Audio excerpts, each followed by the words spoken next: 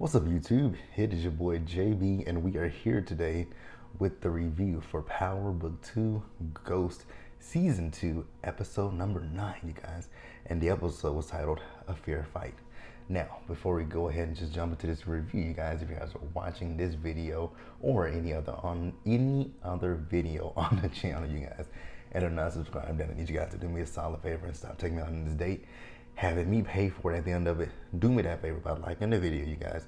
Subscribe to the channel, turn your notifications on, sharing the video, and you guys, with that out of the way, let's discuss Ghost, shall we? All right, you guys, so we're going to talk about the Tahadas first, right? So we see Monet. So Monet, she is with Dante, right? And she's calling Zeke up, but she gets no answer from Zeke, right? So Dante says, well, let me text Zeke to meet up. And she's like, okay, fine, he says, but let me text him to meet up alone. So we got that. Here's something that I was thinking about last week after the episode aired. Zeke. So they told Zeke he was 4 years old when he was 8 years old. So I was like, and then I started doing the math in my head. So I'm like, wait a minute. This nigga was a whole ass adult when he was in middle school and high school, right? Because if we go by what they're saying, he's 23. He was, because in middle school, he was a teenager, right?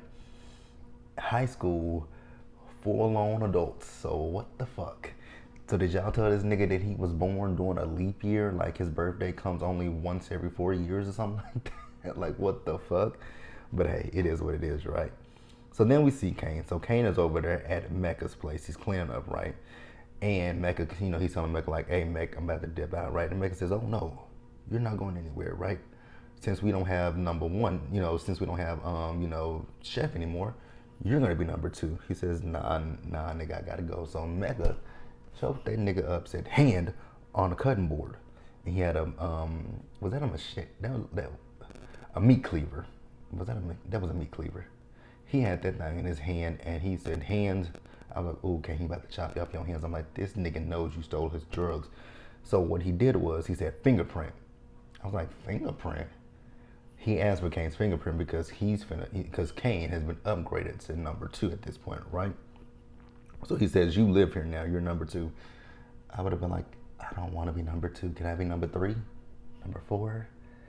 Any number but 2? Because you're creepy. So then he tells him, like, you're going to have to call your father and tell your father we don't have any drugs. So Kane brings up Lorenzo, tells Lorenzo, hey, Poppy, we ain't got no drugs, right? And he says, come home, Kane. Kane says, can't do that, Poppy. So then when he hung up the phone, Lorenzo had a glass in his hand and he threw them up right at the mirror, right? So Lorenzo was pissed off. So Diana and Drew come in. And I was looking at Drew, I'm like, you. So Drew comes in and Drew just spills all the tea, right? About him and Monet and them robbing Mecca, taking his drugs. I'm like, damn, Drew. It's like that now? It's like that. Like, you ain't shit, Drew. So Lorenzo tells Drew, okay, so, because he said that, Monet was still working with Tariq. I'm like, damn, Drew, you ain't shit. So he says, okay, what you guys need to do is get my drugs back. So then we see Zeke. So Zeke is out with Dante, and he asks him if he knew about Carrie. Dante says yes. So Zeke is still worried. At this point, Zeke, I don't even think he gives a fuck about the fact that Auntie is not his auntie, that she's his mama.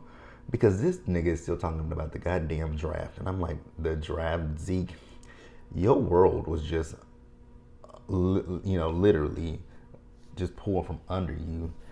And you still worried about the draft, right? So Dante offers him a private coach. But in return for that private coach, what Zeke has to do is Zeke has to sit down and have a conversation with Monet. So then next up we see Diana. So Diana is showing Drew, where Tariq and Brayden have the drugs at, right? But she needs, to get the QR code from Tariq.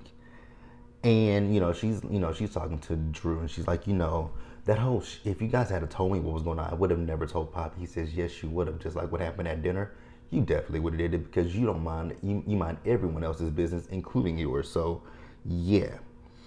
So, what needs to happen now is, like I said, she needs the QR code from Tariq so that way she can get to the drugs, right? And then she needs access to the school.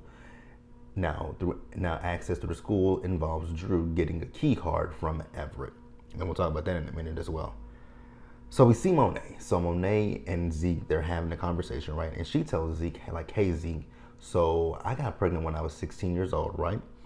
This nigga got roped up in some shit, and he basically proved what my mom said because my mom didn't think that he was ready to be a father, right? So then I went down south. I gave birth to you. She says it was hard to give up Zeke. And then she says, what was she saying? Yeah, she said it was hard to give him up. She says, now I don't know the person that raised him. I don't know if that's her aunt or a sister or what. They haven't said, right? But Zeke is still upset. And so, Dante, they're defending his woman, right? Saying, she loves him, right? So then Zeke asks her, did you have anything to do with the death of Carrie Milgram? She says no. She says that no, the night that she died, I came here, I was here all night. And Dante's like, yeah, she was here all night. I'm like, that's a lie. I'm like, ooh, Monet. Well, you know what? Zeke is too dumb to probably put two and two. He kind of sort of put two and two together, but you just told him two, and he had 2 and 2 equaling 4, but now you just told him 2 plus 2 equals 6. Because anybody would comment, well, I'm still trying to figure out how that happened, right? That is an interesting death, right? Because we didn't even get a backlog of, we didn't even get to see what happened with Carrie. Like, did Monet tell the woman, get up there and, dangle yourself from there? Like, it's interesting, this whole situation with Carrie and with Monet. Maybe some point we'll get it, right? So then next up, we see Drew and Everett, good God of hell. So Drew and Everett, they getting hot and heavy, right? And they getting ready to have sex with each other. So, Drew is rubbing all up on Everett. He's like, babe, your hand.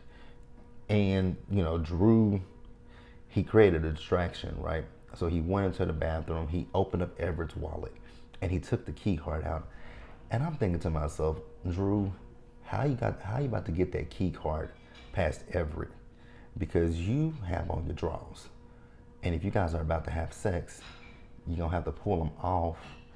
And so where are you going to put this key card at? Where are you putting this key card at? But okay, Drew. Smart thinking. I'm just like, where he's about to put this at? So then we see Diana, right? So she goes over to Tariq's dorm, right?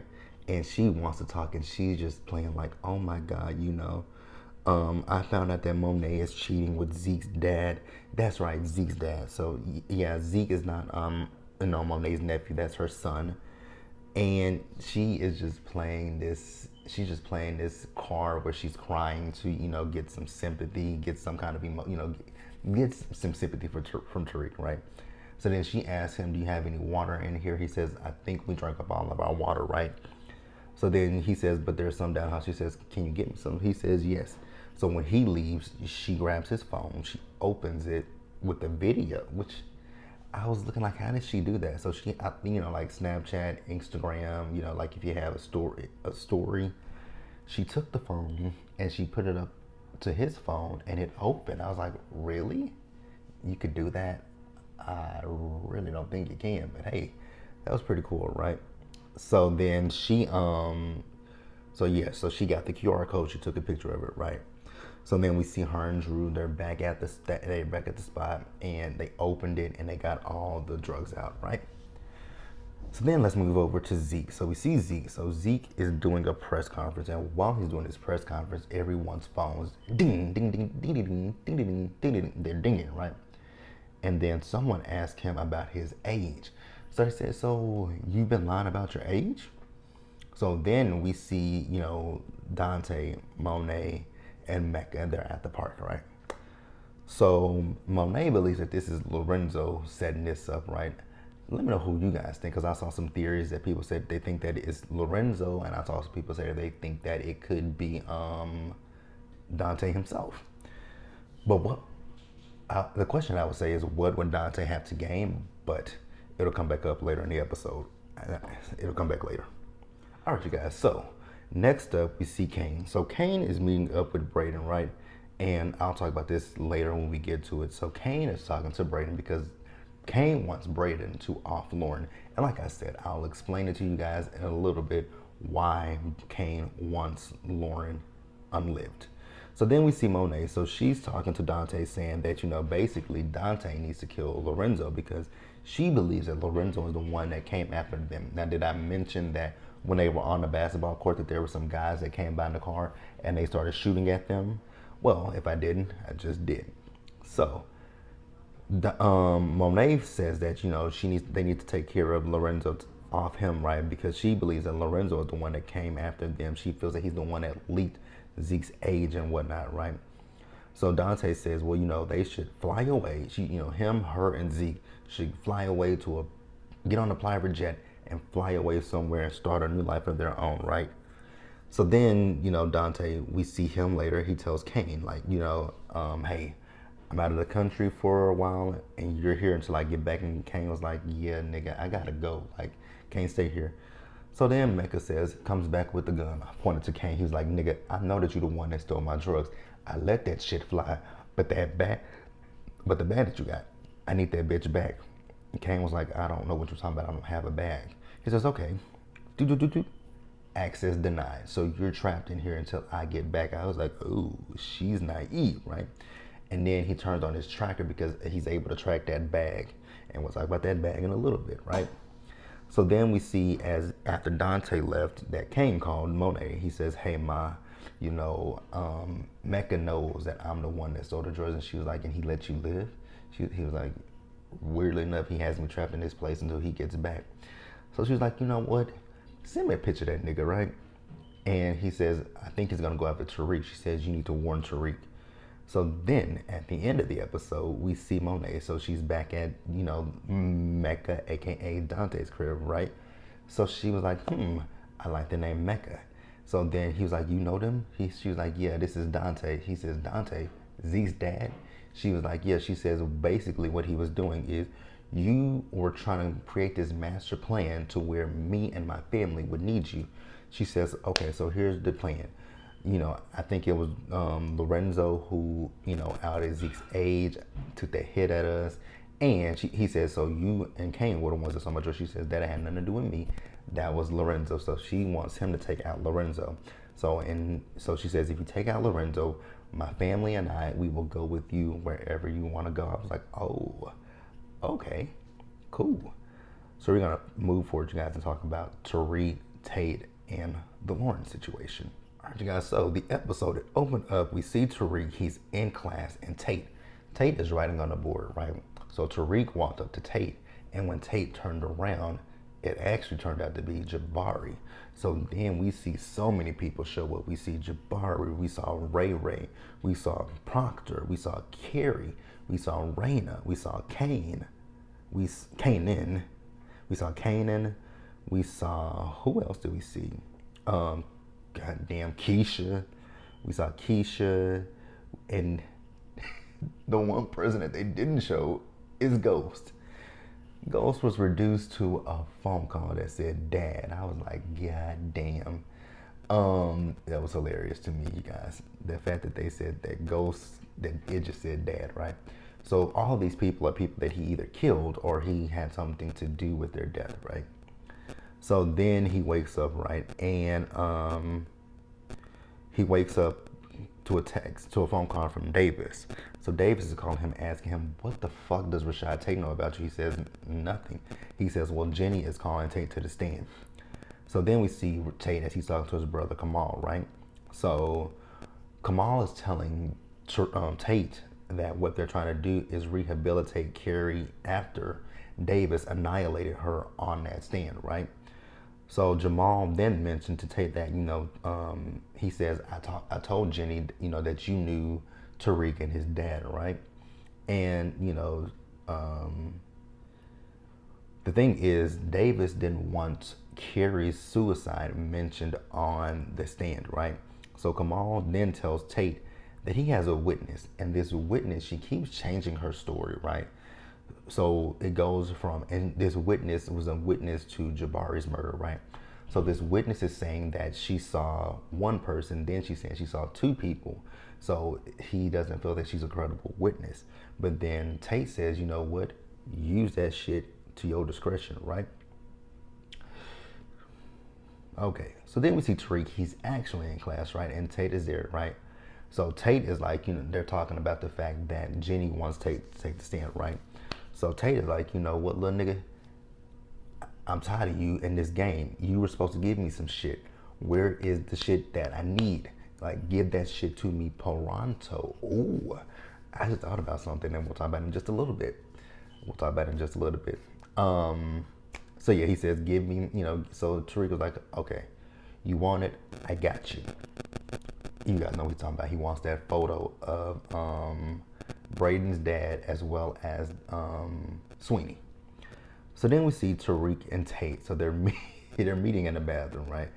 And Tariq hands over the photo that he has of Braden's dad and Sweeney in blackface as OJ and Nicole, right? So then we see Tate, he's on the stand, right? So Jenny, she's questioning him, and then Davis gets up and he cross-examines him, right? And, Davis asks Tate about his brother and, if there's any eyewitnesses. So then Tate mentions the eyewitness that Kamal had mentioned to him, the one that said that she saw one man and then she changed it and saw two men, right? So Jenny and Tate, they're in the judge's chambers, right? And Jenny is saying she knew nothing about this because Kamal never told her anything about it, right? So the judge told Jenny, you got 48 hours, okay? And if everything doesn't come to light, what's gonna happen is I'm gonna dismiss this case. So then we see Jenny later in the episode, and Jenny is questioning Braden, about Kane. You guys remember that Kane is caught on the wire when Lauren went over to Braden and Tariq's room, right? So Braden says that, I don't even know who the hell that is, right? Well, Trace decides he wants to run his mouth like, yeah, I know who he is. He had us going on the corner, had us selling drugs, he had us doing this, he had us doing that. I was like, Braden, you should talk to your brother, because your brother is probably going to get himself in a whole lot of trouble that he might not want himself in, right? So then we also see that Jenny, she put down some photos of Trace and Braden, right, in front of Ramirez's car, because Ramirez's dash cam got them on camera. So what it is that Jenny wants for Braden to take the stand. You know something? And I'm gonna talk about it in just a little bit, right? So the famous says, how about we do this? How about Braden don't take the stand and Trace does the stand? But in return for that, both Braden and Trace get full immunity. I'm like, okay. So then we see Braden. So Braden is in the room, and Tariq comes in, right? So Tariq tells, they talk about the case, and remember that Tate was supposed to take the stand. So Braden asked Tariq, so how did it go? He says, he helped me out. He says, he helped you out. Did you give him the photo? Yep, he definitely did. And he trying to figure out how he did this. Tariq gave him that. Tariq found the photo. Tariq took the photo to Tate. I mean, he's trying to save his own ass, just like you're trying to save your family. So it is what it is, right? So then we see Lauren. So Lauren, she's talking to Tariq, and he tells him that that Milgram is Milgram's death. That's not him. That has nothing to do with him, right? And then she tells him about the wire and Milgram. She says that they told her, that they were after Braden, basically, right? And she says that's why she asked him and talked to Kane. Now, you guys, what I'm saying is, you guys remember back what I said earlier. Remember, Lauren wore that wire when she went to Tariq's room, and remember, she had the watch on, right? Remember, she caught Braden and Kane on the wire. But even still, that doesn't really prove much, but it kind of does. The only thing that wire can prove is the fact that Kane knows Tariq, right?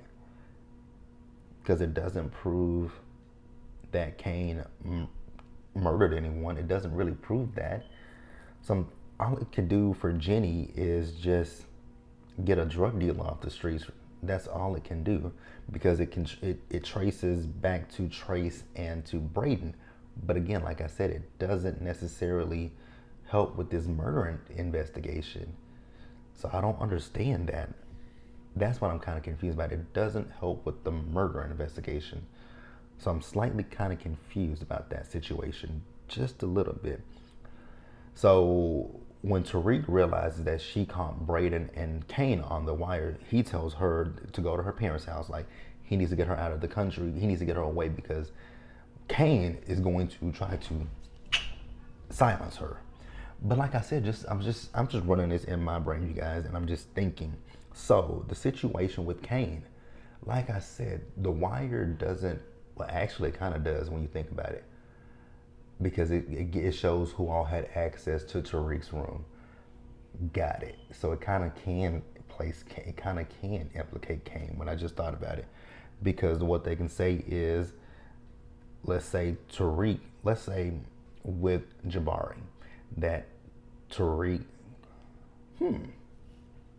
but see how it's, because when you think about it, Ramirez was killed by one person. We know who that is. That was Kane. Now with this eyewitness, I don't even know what that air quote, but this eyewitness, she's saying she saw two men, right? That's Kane and that's Tariq. But I'm still just thinking to myself, like, how could this play out? Like, I'm really thinking this through, how this could play out. But hey, it is what it is. So then we see Tariq. So Tariq, he's talking to Effie, right? And he's she's trying to tell him, talk to him. And she didn't realize at the time that he was talking about Lauren. He says, she's a snitch, Tariq, but she says, you're going to help her run. He says, yes. He says, because he feels like this is just like his mother all over again, right?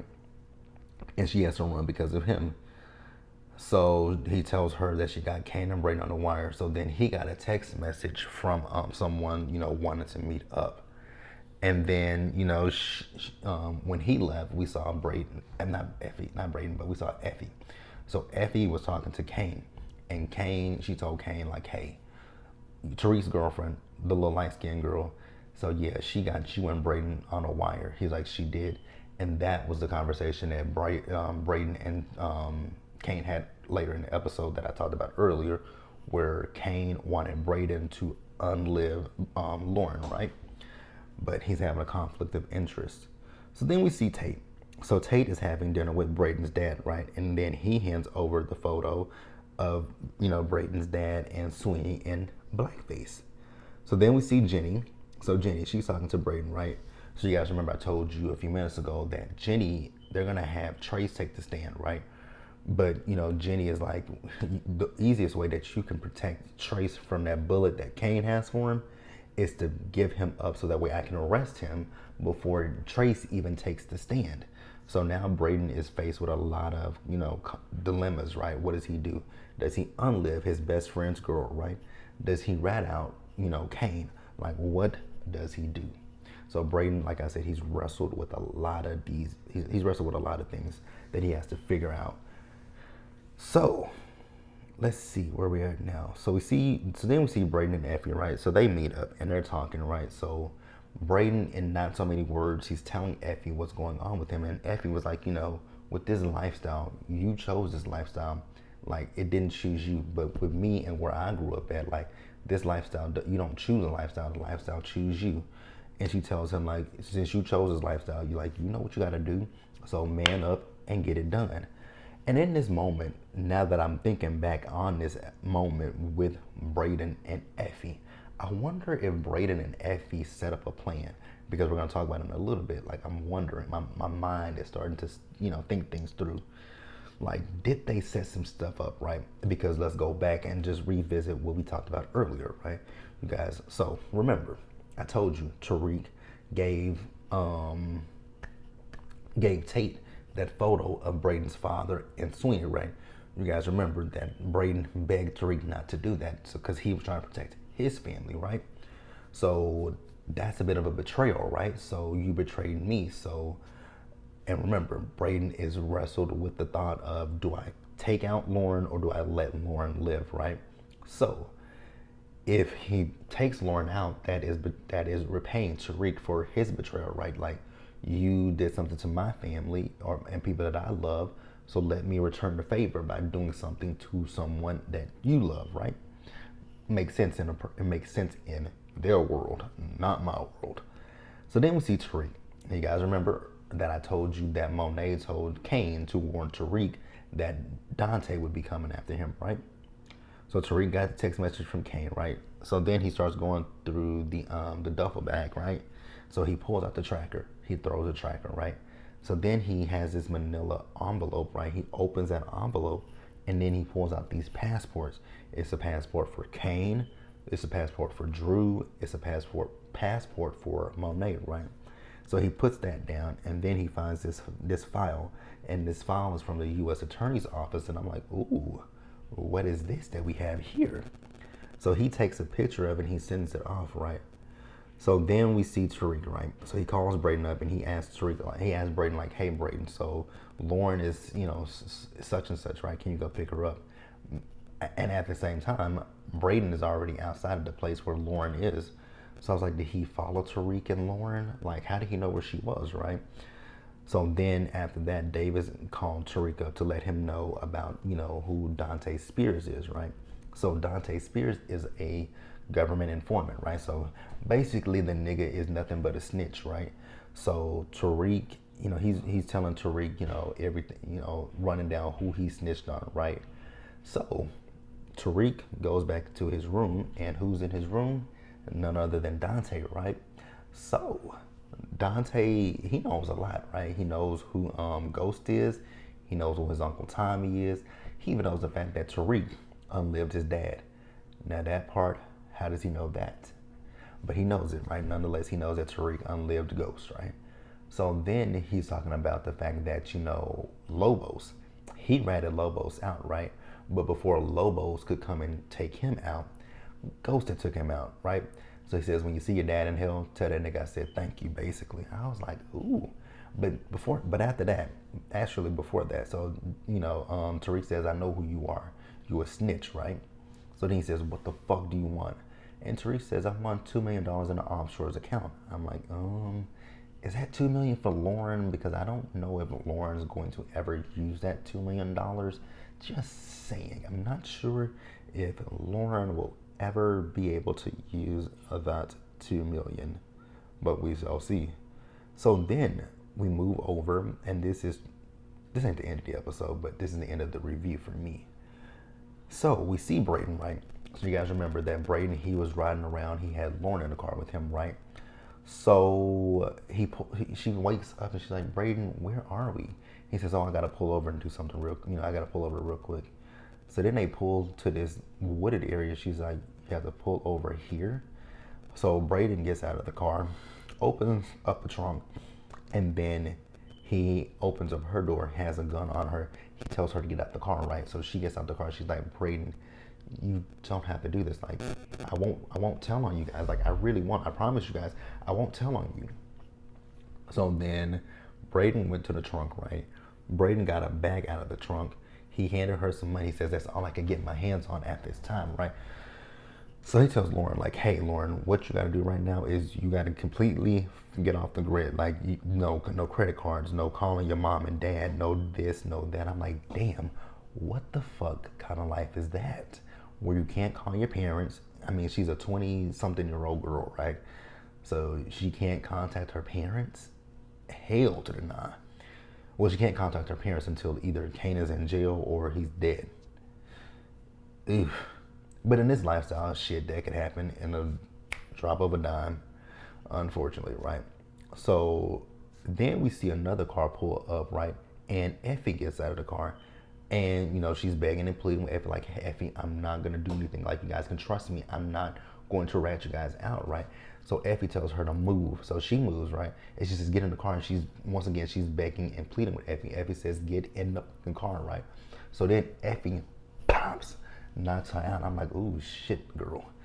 So then Effie got her in the car, and that was the last we saw of Lauren. So then we see Effie.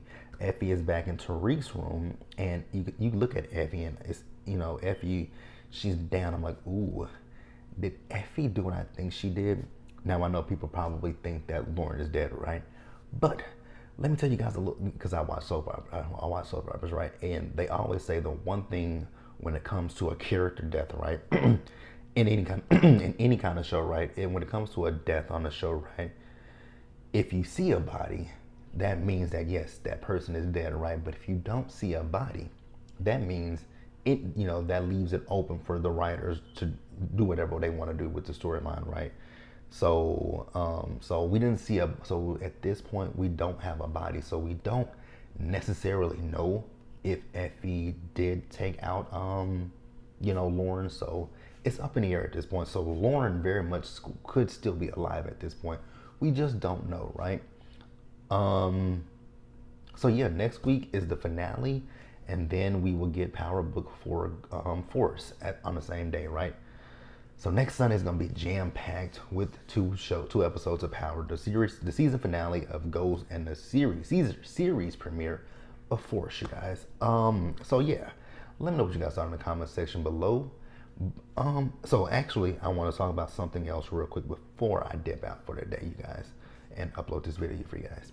So the thing that I was talking about earlier with Brayden and Effie, right? You guys remember when Brayden and Effie were at the park, remember, Effie told him to man up. So what I was thinking was, especially with that final scene where Brayden was driving with Lauren and Effie pulled up, do you guys think that Brayden and Effie set that situation up so that way, Brayden's hands are clean, right? He doesn't betray Tariq, but Effie does. Do you guys believe that? Or do you guys think that, Effie might have had an inclination that, Brayden ain't gonna be able to follow through with this and actually do what needs to be done to stop Lauren? Do you guys think that? Let me know. And that's it, you guys. Let me know what you guys thought about the episode overall. Leave your comments in the comments below. Subscribe to the channel, turn your notifications on, share the video, you guys, and into the next one.